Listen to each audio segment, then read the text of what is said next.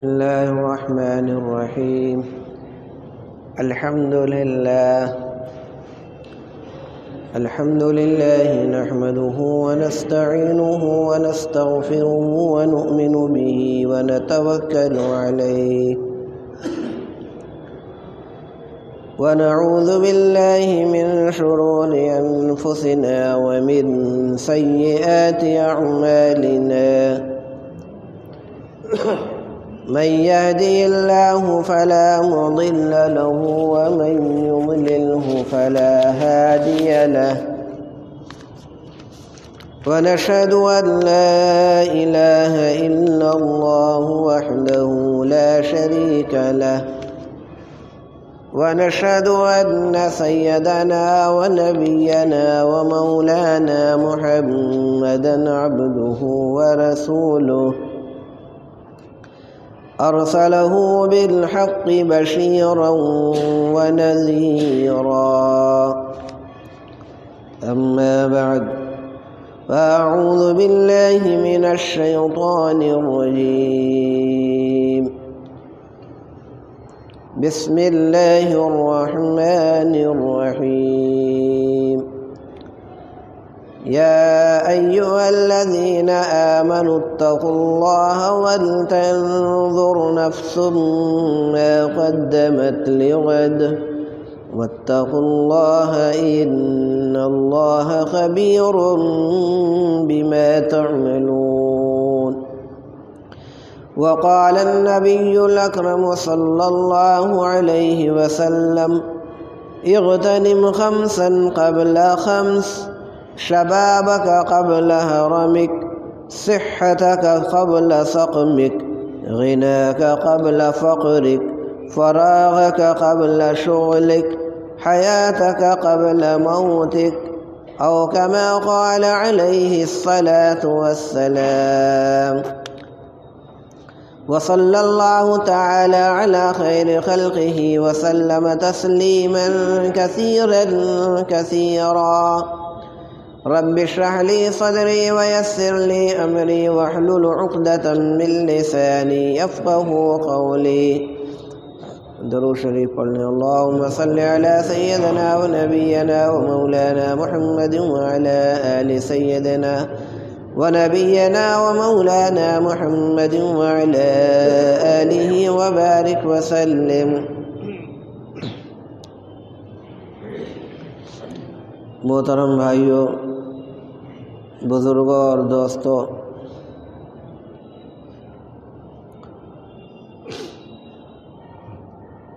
اللہ رب العالمین نے اپنی کتاب قرآن مقدس میں ایمان والوں کو بہت ساری نصیحتیں فرمائی ہیں. اس کے ساتھ ساتھ اللہ کے نبی رسول پاک سرور کونین تاجدار دو عالم آقا و مولا حضرت محمد الرسول اللہ صلی اللہ تعالی علیہ وسلم نے بھی مختلف طریقوں سے ایمان والوں کی نصیحتیں فرمائی ہیں. جو لوگ آپ کے زمانے میں موجود تھے، آپ کے سامنے موجود تھے، شخصی طور پر بھی آپ نے ان کو نصیحت فرمائی اور ان کے توسط سے قیامت تک کے ایمان والوں کے لیے وہ چیز نصیحت کی ہے، اس پر عمل کرنے کی ہے. اور کبھی ایسا بھی ہوا ہے کہ اجتماعی طور پر آپ نے کچھ نصیحت اور وعظ فرمائے ہیں اور مجمع میں جو موجود لوگ ہیں وہ بھی اس کے مخاطب ہیں، اور ان کے توسط سے قیامت تک کے آنے والے جتنے بھی برادران اسلام ہیں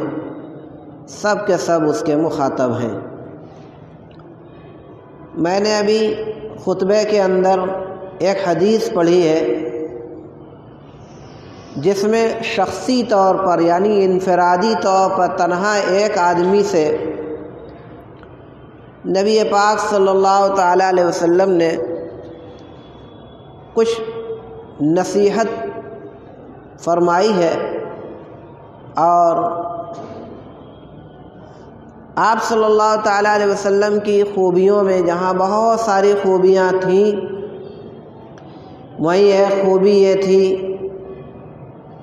کہ آپ جامع الکلم تھے، یعنی بالکل مختصر لفظوں میں بہت بڑی اور جامع نصیحتیں فرمایا کرتے تھے۔ انہی چیزوں میں سے آج کی وہ جو حدیث میں نے خطبے میں پڑھی ہے، جو شخصی طور پر انفرادی طور پر آپ صلی اللہ علیہ وسلم نے ایک صحابی کو نصیحت فرمائی ہے، تو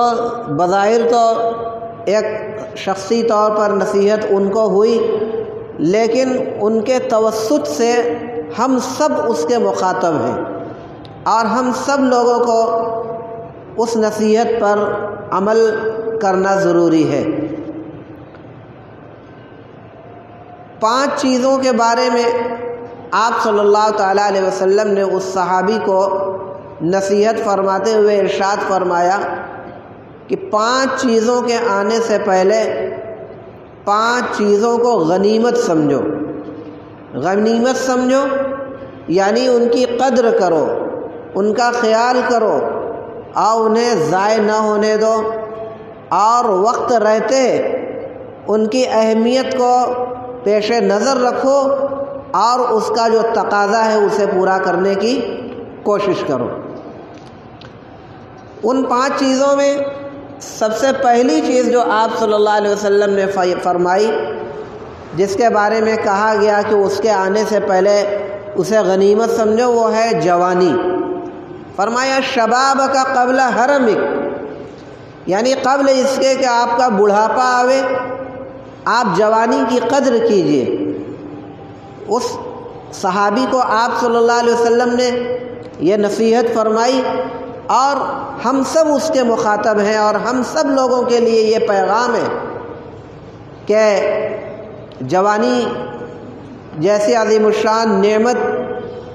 جو اللہ تعالیٰ نے عطا فرمائی ہے، وہ اس کی قدر کی جائے بڑھاپا آنے سے پہلے۔ قدر کرنے کا مطلب کہ دیکھیے دنیاوی اعتبار سے ہر آدمی جوانی کو محبوب سمجھتا ہے، اس کی قیمت ہوتی ہے، اور ہر آدمی چاہتا ہے کہ یہ جوانی زائل نہ ہونے پائے۔ تو اللہ رب العالمین کے ہاں بھی جوانی کی بڑی قدر و قیمت، جوان لوگوں کی بڑی قدر و قیمت ہے، بنسبت ان بوڑھوں کے جو اپنی پوری زندگی انہوں نے گنوا ڈالی، اور جب بالکل بڑھاپے کے اندر قدم رکھا تو سوچا کہ اب تھوڑا عبادت کر لیں، زندگی کا آخری مرحلہ آ گیا ہے، اور اس وقت ایسا ہوتا ہے کہ نہ آنکھ سے سجائی دیتا ہے، نہ چل پاتے ہیں، نہ سن پاتے ہیں، کوئی کام کے نہ رہے تو اب عبادت میں مشغول ہو گئے۔ تو ایک تو وہ عبادت گزار جو بالکل آخری منزل میں آ گیا، زندگی بھر کبھی کچھ نہ کچھ دنیاوی مشاغل میں لگا رہا، اور عمر کے آخر میں اس نے آ کر عبادتوں کی طرف توجہ کی کہ دنیا کے کوئی کام کے نہیں رہے تو چلو اب عبادت ہی کرو۔ اور اس کے مقابلے میں ایک وہ نوجوان ہے جس کے ایک طرف چاروں طرف سے شیطانوں کی یلغار ہے، بہکا رہے ہیں، بہلا رہے ہیں اس کو کہ ارے ابھی تمہاری تو عمر بہت ہے، ابھی تم یہ سب کر کے کیا کرو گے۔ دوسری طرف اس کے اوپر دنیاوی اعتبار سے بہت ساری ذمہ داریاں ہیں، کاروبار بھی کر رہا ہے، ملازمت بھی کر رہا ہے، مزدوری بھی کر رہا ہے، گھر کے افراد کی ذمہ داریوں کو بھی اپنے کاندھوں پر اٹھائے ہوئے ہے، مختلف کام اس کے ہیں۔ تو ان ساری چیزوں کو دیکھتے ہوئے شیطانوں کی یلغار بھی ہے، اس کو بھی برطرف کر رہا ہے، نظر انداز کر رہا ہے، اس کا بھی مقابلہ کر رہا ہے محض اللہ کے خوف کی بنا پر۔ اور وہ اپنی ان تمام دنیاوی تعلق سے جو ذمہ داریاں اس کے بیوی بچوں کا بوجھ ہے، گھر کے افراد کی کفالت اس کے ذمہ ہے، ساری چیزوں کو لے کر چل رہا ہے، اس کے ساتھ ساتھ اللہ کی عبادت کو ابھی خوب اہتمام اور تقوی کا اہتمام کرتے ہوئے اپنی زندگی گزار رہا ہے۔ تو یہ نوجوان اللہ رب العالمین کے اس بوڑھے عبادت گزار کے مقابلے میں بہت زیادہ محبوب ہے۔ اور اسی طرح کے نوجوانوں کو اللہ رب العالمین کا کل قیامت کے دن اللہ عرش الہی کے سائے میں جگہ ملے گی، جہاں پہ کسی کو کوئی جگہ کوئی چیز کا سایہ نہ ہوگا، صرف عرش الہی کا سایہ ہوگا، اور اس عرش کے سائے میں اس طرح کے نوجوانوں کو جگہ ملے گی جنہوں نے اللہ کی عبادت، اللہ کے خوف اور تقوی کی بنیاد پر اللہ سے ڈر کر انہوں نے دنیاوی مشاغل کو بقدر ضرورت استعمال کیا، نفسانی خواہشات پر کنٹرول کیا اور تقوی اختیار کرتے ہوئے اپنی جوانی گزار دی۔ یہ نوجوان اسی لیے کہا کہ جب تک جوانی ہے جوانی کی قدر کر لو بڑھاپا آنے کے پہلے، کیونکہ بڑھاپے کے وقت جب آنے کے بعد پتہ نہیں تم رہو گے بھی کہ نہیں رہو گے، اور اگر رہے بھی تو اس بات کی کیا گارنٹی کہ تم عبادت بڑھاپے کے اندر کر ہی لو، اور اگر کرا بھی تو جوانی کے عالم میں جس طریقے کی آدمی عبادت کر لے گا وہ بڑھاپے کی حالت میں نہیں، کیونکہ قوا کمزور ہو جاتے ہیں، ہاتھ پیر کمزور ہو جاتے ہیں، وہ بات نہیں ہو پائے گی۔ بہرحال یہ کہا گیا کہ جوانی کی قیمت کو سمجھو بڑھاپے کے آنے سے پہلے۔ اور دوسری چیز بیان فرمائی کہ شباب کا یہ صحت کا قبل سقمک، یعنی اپنی صحت کا قبل سقمک، کہ اپنے بیمار ہونے سے پہلے اپنی صحت والی جو زندگی ہے، صحت کا جو مرحلہ ہے، اس کو غنیمت سمجھو۔ ایک ہے بیماری اور ایک ہے شفا اور صحت کے عالم میں زندگی گزارنا۔ یہ صحت اللہ رب العالمین کی بہت بڑی نعمت ہے، اور عموماً جب تک آدمی صحت مند رہتا ہے اللہ کی اس نعمت کو بھولا ہوا رہتا ہے۔ عام طور سے مزاج ہے، ہر زمانے میں ایسا ہوا اور آج بھی ویسا ہی مزاج ہے کہ جب تک اللہ تعالیٰ اس نعمت کو قائم رکھتا ہے تب تک انسان اس نعمت کو بھول کر غفلت اور لاپرواہی کی زندگی گزارتا ہے، اور جب صحت کی نعمت چھین جاتی، بیمار ہو جاتا ہے، تب اس کو خیال آتا ہے کہ میری جب صحت کی زندگی تھی اور میں بیماریوں سے بالکل خالی تھا تو اس وقت ہم نے صحت کی قدر نہیں کی، ہم نے نہیں سمجھا۔ اب جب بیمار ہو گیا اس کو احساس ہو رہا ہے کہ میری فلاں نعمت چھین گئی، میری فلاں عظیم الشان نعمت زائل ہو گئی۔ اب اس بیماری کے آ جانے کی وجہ سے بہت سی آرزوئیں تھیں، بہت سی تمنائیں اس کی تھیں، بہت سے اس نے خیالات اور بہت سے ارادے کر رکھے تھے کہ جب میں تھوڑا اور بعد میں اپنی یہ عبادت کر لوں گا اور فلاں عبادت کر لوں گا، یہ کر لوں گا، وہ کر لوں گا، اور ذکر کے لیے یہ وقت مقرر کروں گا، نماز کے لیے یہ نوافل کا اہتمام، بہت سارے ارادے۔ لیکن وقت ایسا گزرا کہ ایسی بیماری نے گھیرا کہ فرض نماز بھی ٹھیک سے نہیں ادا کر پا رہا، ساری تمناؤں پر پانی پھر گیا۔ اب اگر اچھا رہتے ہوئے اور صحت کے رہتے ہوئے اگر ان عبادتوں کا اہتمام کیا ہوتا تو بیماری کے عالم میں پچھتاوا نہ رہتا اور خوش رہتا کہ جب تک اللہ نے صحت دی تھی اللہ کا فضل ہے کہ ہم نے کیا، آج صحت ساتھ نہیں دے رہی اس لیے نہیں کر رہا ہوں، اتنا پچھتاوا نہیں رہے گا، اور ایسی کنڈیشن میں تو اللہ تعالیٰ بغیر کیے بھی عطا فرما دے گا کہ جب تک صحت تھی کرتا رہا، آج صحت نہ رہنے کی وجہ سے نہیں کر پا رہا، لا اس کو ایسے ہی اس کو دے دو، اللہ کے خزانے میں کوئی کمی نہیں ہے۔ تو یہ صحت کی قدر کا مطلب جب تک صحت ہے تو اللہ کے کاموں میں اس کو استعمال کیا جائے، جس طریقے سے دنیا کے کاموں میں ہم اسے استعمال کرتے ہیں اللہ کے راستے میں بھی اسے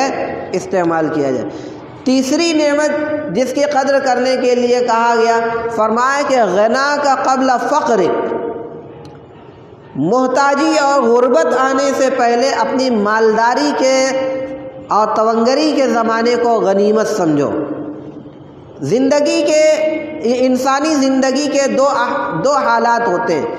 ایک تو کہ کبھی غریب ہوتا ہے، کبھی امیر مالدار ہو جاتا ہے، کبھی مالدار رہتا ہے بعد میں غریب ہو جاتا ہے۔ تو جب تک اللہ نے مال کی دولت سے سرفراز کیا تو اس مال والی جو زندگی تھی جس کو مالدار کہے جاتے تھے تو اس زمانے کو غنیمت سمجھو، اور غربت کے آنے سے پہلے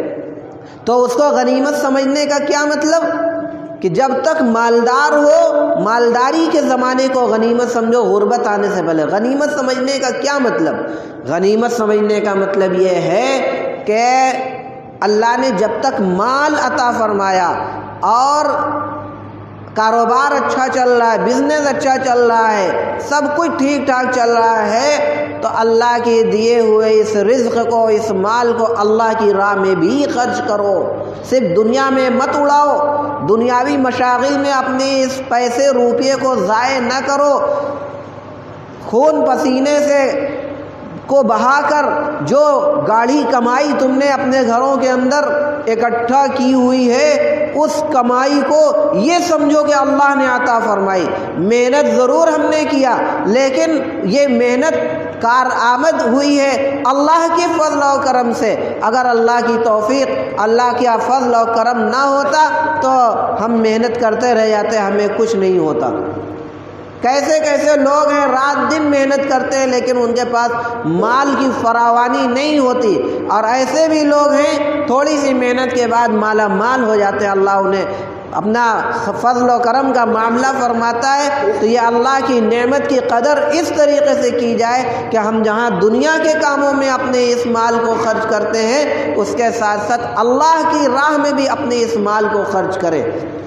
زکوٰۃ جو کہ فرض ہے اس کو تو ہر حال میں ادا کرنا ہی ہے، اس کے ساتھ ساتھ صدقات نافلہ کا بھی اہتمام کیا جائے۔ صدقہ، خیرات، دین کے دیگر کاموں، مسجد، مدرسہ اور بہت سارے ایسے دینی کام ہیں جس کے اندر آدمی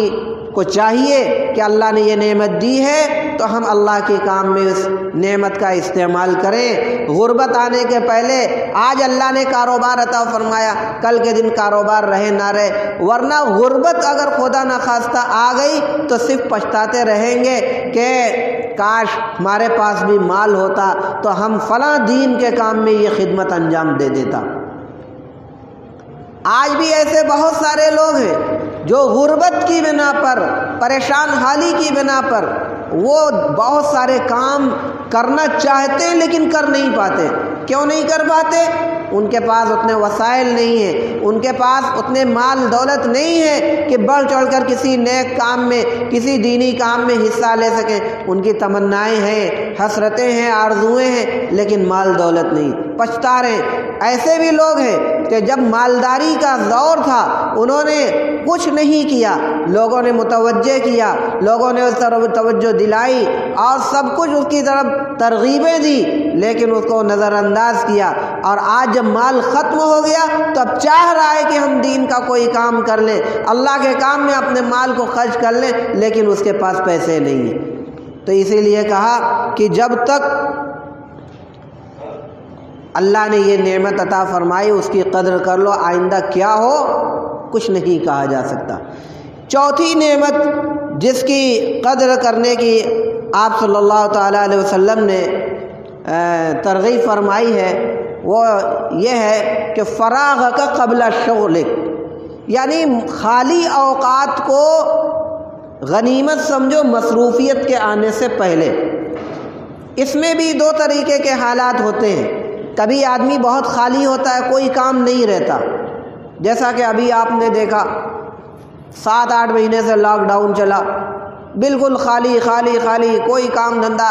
کئی مہینے تو لگاتار آدمی کوئی کام دھندا نہیں کر پائے، یہ سب خالی اوقات تھے،